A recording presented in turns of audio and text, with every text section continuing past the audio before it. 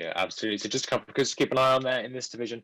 Corpus Christi 2, they've bumped up every day, as have University. And we are away for Women's Division 5. A slightly odd line there for St Hughes coming off the bank. Looks like their bows got caught a little bit before they managed to rectify that. Yeah, I was looking actually at Oriel, who took a reasonably okay first stroke, but it was a little bit duff, I think. I mean, they're going to be, I think Univ are going to be pushing very hard, and it looks to be very close already, maybe about 3/4 of a length within 10 strokes at the start between University 2 and Oriel 2. So, I mean, I don't think Oriel are going to be able to escape University here. Meanwhile, it looks like Mansfield are putting a fair bit of pressure on Pembroke. Pembroke Cox looking around there, slightly panicked. So, Mansfield making a very bright start on Pembroke. Meanwhile, we have Corpus Christi 2, who we said were on for Blades, closing very rapidly now on Lineker, the boat with Harriet in. So that's down to maybe about half a length. You know, if Corpus get this bump, that is Blades for Corpus Christi W2. Can they keep closing down on Lineker? Only time will tell.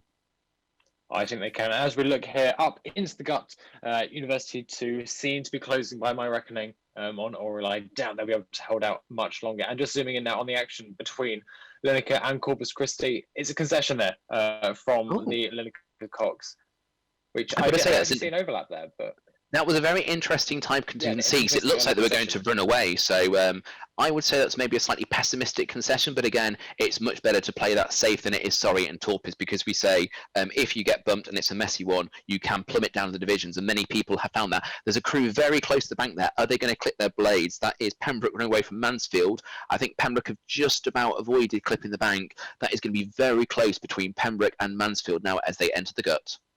Yeah, absolutely. I think that crash was caused by the pressure Mansfield are piling onto Pembroke very, very quick, and it looks like they're going in for the kill. And then we have it, the concession from the Pembroke Cox, bringing an end to Mansfield's bumps campaign this year. Yeah, so Mansfield won't have very far to row actually, because they just pull into Longbridge and then that's them done. So the Champagne is probably just minutes away for Mansfield W2. Who have we got here coming out the gut? That looks to be Oriel and Univ. To be honest, I thought Univ would have closed it off and sealed the deal with a bump by now, but to be fair, Oriel are holding Univ off. It was about 2/3 of a length at Donington Bridge, and now it's only half a length, so Univ really do need to push a lot harder if they want to close. Or, I mean, to be fair, they do have the rest of the length of the river to get them, but you'd think they'll have bumped them by now, and they haven't. Yeah, just from that shot there, it looked like Univ were just starting to suffer. Looked like the hedge was starting to go down, starting to get a little bit tired after a pretty explosive start. I don't know though; they could be closing that gap back up. Yeah, and sorry, just one of the things we saw just then, but let's stick to camera 3 because this is exciting. One of the things I think you just saw was Christchurch 2 bumping Lineker 2 just in the middle of the gut. So there's another bump there on Lineker, so Lineker 2 are down 2 positions so far in today's racing. I wonder if we've seen anything from.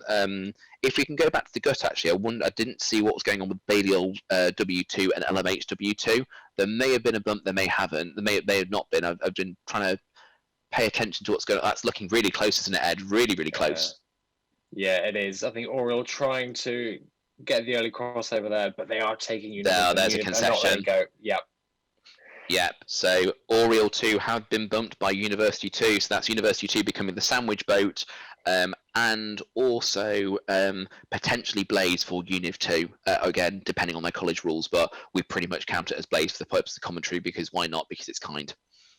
Exactly. We always like to have the optimistic, bright side view of bumps. We like to be kind to these competitors. St Hughes, they're coming up in a little bit of a void at the moment. They haven't really got anyone to be pushing on or being pushed from.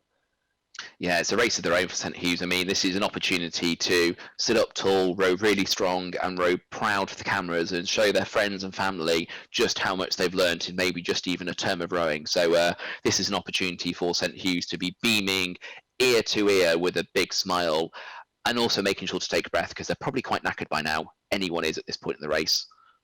Although, having said that, they do look to be closing perhaps on Oriel. I doubt that in this last sort of 500 meters they're going to secure a bump, but they definitely look to be a strong crew piling the pressure onto Oriel. I mean, it's definitely possible because if you think Oriole got bumped, 2/3 of the way into the race, that's really demoralising. So at that point, it's very easy to go, oh, well, we're going to get bumped. We're not going to be sandwich boat. So it's very easy to kind of, give up mentally in your head. And, we could see Oriole continuing to deteriorate and that gap closing. So I think you're right. It is all to play for St Hugh's. They are playing the long game here, and if they get that bump on Oriole 2, it will be a well-deserved bump to round off their bumps campaign. Meanwhile, we have a crab. We have a crab from the 3-girl of Pembroke, which is allowing Lineker to catch up. If Lineker catch up, this will be a meteoric drop for Pembroke.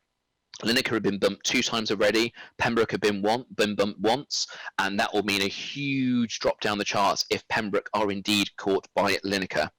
I think we see in the background. Sorry, go ahead. It's going to happen. Yeah, I think it's going to happen. I think Pembroke. And there we are. They're in disarray, aren't they?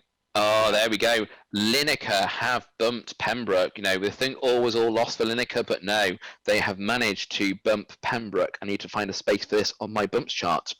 I think the last 2 crews that you saw in the distance were Balliol 2 and LMHW2. So we'll maybe see that a little bit later on. What it'd be good to do is to pan all the way to the right and let's see what's going on in that fierce fight between Oriole 2 and St Hugh's 2. Because if there's a bump, the 3-girl almost crabs again there. It's really hard to kind of get back into it when you're trying to start rowing again. You really need to make sure that you are squaring up before the catch, because if your blade goes in not vertically, that is crab territory. So my condolences go to the 3-girl of Pembroke. It's really hard when you're really tired, but you've really got to try and square up as early as you possibly can to avoid that giant crab that clearly is living under this part of the river, because it's claimed a few victims so far, hasn't it, Ed? Yeah, it has plenty of, as we said, large crustaceans lurking in the water up here towards the end of the race, and they look to have taken their latest victim in Pembroke. But Pembroke have done well to get back on form, but unfortunately it just wasn't quite quick enough to escape a very fast Lineker crew. Yeah, and we'd love to bring you what's going on with Oriole 2 and St Hugh's 2, but it appears there's a giant man in a New College blazer who is unfortunately obscuring the view. Now, the camera is on top of New College Boat Club, and it is their property, so, they're allowed to do what they want, but it's just unfortunately, it's a little bit hard to see there. So, actually, who's that last crew? That looks to be Balliol. Now, I think I saw, just before we panned to the right, I think we saw 2 crews along Greenbank, so... Oh, there we go. There's one of our cameramen going, any chance you might be able to move slightly out the way? You get to see our backstage production in all of its glory. So Balliol W2 are the last racing crew in that division. So I think that means that actually LMH W2 bumped out on Balliol W2. Okay, I'm getting the money now for W2s, and therefore LMH undisputed guaranteed blades, because I believe that is 5 bumps in their campaign for LMH W2.